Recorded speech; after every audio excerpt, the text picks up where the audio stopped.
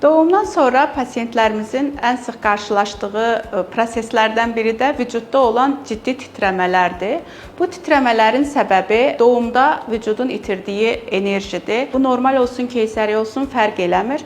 Hər doğumdan sonra demək olar ki, pasientlərin çoxunda gördüyümüz 20-30 dəqiqə ortalama, hətta bəzən 1 saata qədər davam edən istəmsiz, yəni pasientin durduramadığı vücudun bir titrəməsidir. Bu qorxulu bir proses deyil. Doğumdan sonraki sürəcə vücudun alışma prosesidir. Həm kilo itirmiş olursunuz, həm enerji itirmiş olursunuz doğumda. Əgər keysəriyyə olmusunuzsa, əməliyyatxananın soyuq ortamının da burada bir katkısı olur və eyni zamanda itirilmiş olan hormonların. Çünki 9 aydır vücudumuz bəlli bir hormon səviyyəsinə alışqındır və doğumdan sonraki hormonlarda kəskin bir azalma müşahidə edilir və orqanizmin buna verdiyi reaksiyadır. Bu qorxulu bir proses deyil və dediyim kimi ortalama 20-30 dəqiqə, maksimum 1 saat içərisində öz-özünə keçib gedəcək. Bununla qarşılaşdığınız zaman qorxmayın, stres olmayın.